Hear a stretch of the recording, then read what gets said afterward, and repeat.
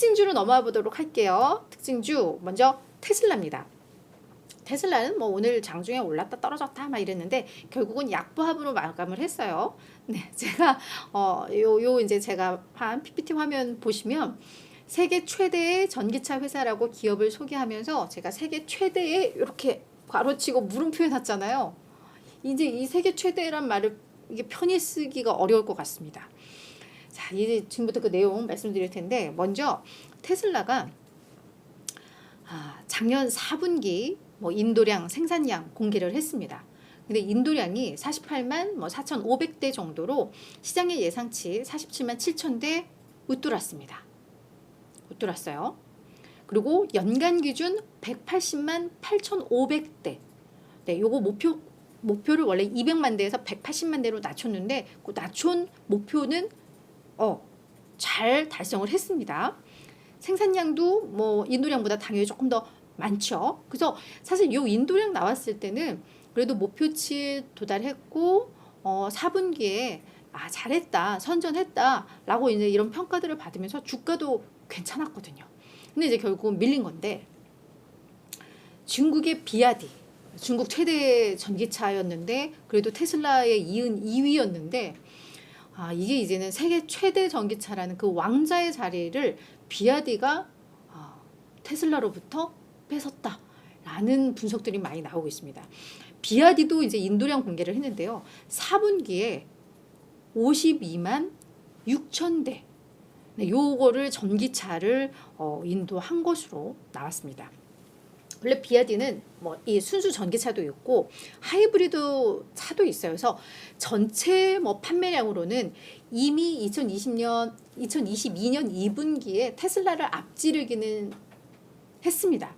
근데 이제 순수 전기차 하이브리드 빼고 순수 전기차 쪽에서는 계속해서 테슬라가 더 우위였는데 이번 4분기에 오히려 순수 전기차 쪽에서도 테슬라의 판매량을 웃돈 거죠. 네, 그러면서 요 이제 소식들이 좀 전해지면서 테슬라 주가가 약간 흔들린 게 아닌가라는 생각이 드는데요. 그래서 연간 기준으로는 물론 160만 대라서 테슬라는 180만 대니까 거기에서는 여전히 이겼습니다. 테슬라가. 근데 4분기 기준으로는 비아디가 이겼고 또 하이브리드까지 포함한 전체 판매 대수는 800만 대를 또 사상 처음으로 돌파를 했다라는 소식도 전해지면서 비아디가 확실히 엄청나게 지금 빠르게 성장을 하고 있구나는 확인이 되고 있습니다. 그래서 이런 소식이 아마 테슬라 주가의 막판에 좀 악영향을 미친 게 아닌가라는 또 해석이 되는데요. 이런 소식들 지금 있었다라는 거 확인하시면 좋을 것 같고요. 자, 두 번째는 리비안입니다. 리비안은 그동안 되게 좋았잖아요. 남들 막 인도량 막 떨어지고 목표치 낮추고 하는데 리비안은 계속 상향 조정하고 막 이러면서 좋았는데 리비안도 뭐 인도량 생산량 공개를 했는데 그 실망감으로 일단 주가가 10% 하락을 했습니다.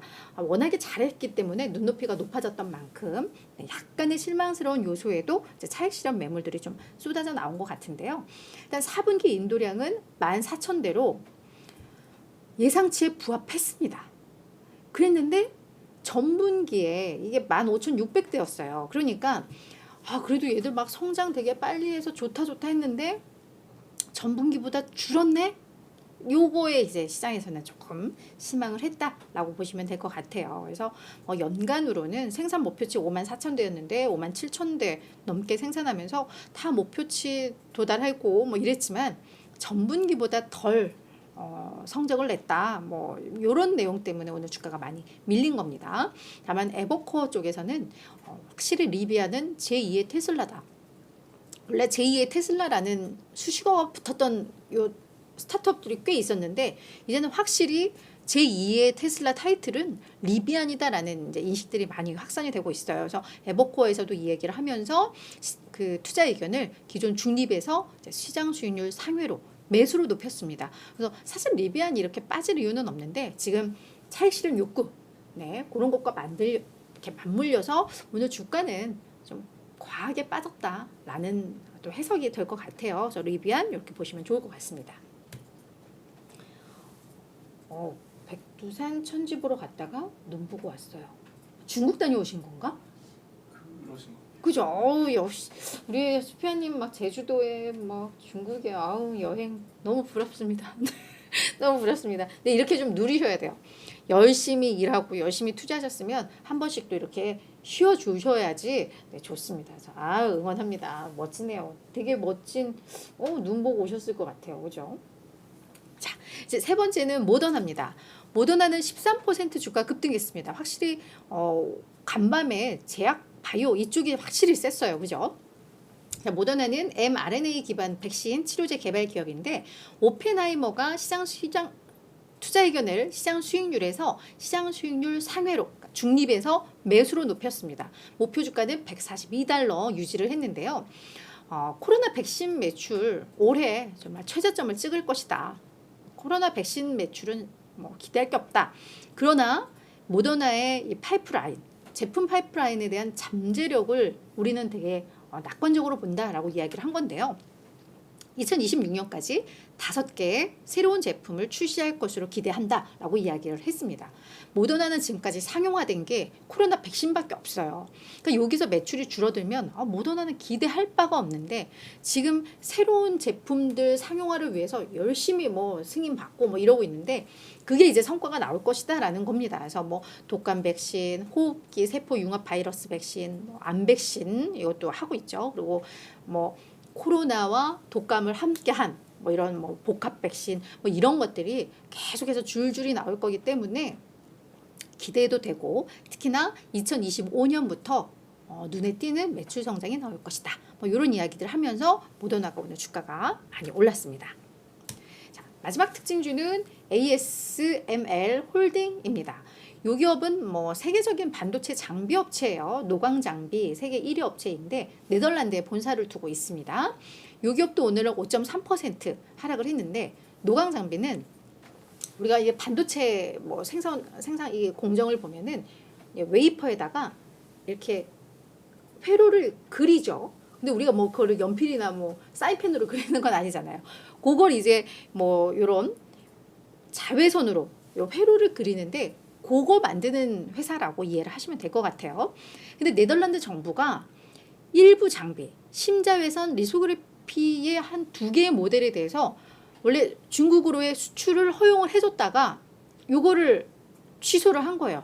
이것도 이제 수출하지 마. 중국에다 수출하지 마인데 지금 ASML의 가장 주력 모델은 심자외선 리소그래피가 아니라 극자외선 리소그래피입니다. 이게 더욱더 이렇게 미세한 회로를 그릴 수 있는 건데 이건 이미 지난 2019년부터 수출 규제를 받고 있었어요. 이런 거 최첨단 장비 중국에 수출하지 마 해서 안 하면서 이보다 낮은 사양의 심자외선 요거 장비를 판매했는데 요것마저도 일본 모델에 대해서는 수출 금지가 된 거죠. 이게 미국에서 중국 규제하는 것과 같은 맥락입니다. 네덜란드는 아무래도 미국 정부와 이게 또 끈끈한가 봐요. 그죠? 근데 ASML의 작년 3분기 기준 중국 매출 비중이 전체에서 46%였으니까 상당히 컸어요. 다만 중국 매출 비중이 점점 늘었습니다. 1분기에 8%, 2분기에 24%.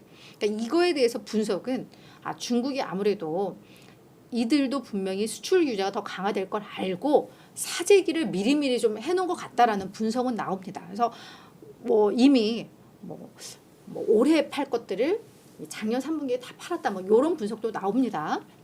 하지만 수출 금지 조치 이 자체는 좋은 소식은 아니죠. 회사 측에서는 중장기 매출 목표 2025년, 2030년 매출 목표의 영향은 적을 거야. 왜 지금 주력 모델도 아니고 그죠? 어느 정도 다 준비가 됐기 때문일 겁니다. 그리고 사전에 이미 매출도 했고 영향은 미미하겠지만 어떤 지역별 판매 균형은 좀 깨질 것 같다. 그러니까 중국이 또 꽤나 많이 팔았던 건데 이게 많이 밀리면서 그래서 뭐 그런 얘기가 나왔습니다. 다만 뭔가 어떤 정부의 그런 정치적인 규제로 인해서 판매 활동에 영향을 받는다는 것 자체는 악재죠. 그러면서 오늘 주가는 5% 밀렸다. 이렇게 이해를 하시면 될 것 같습니다.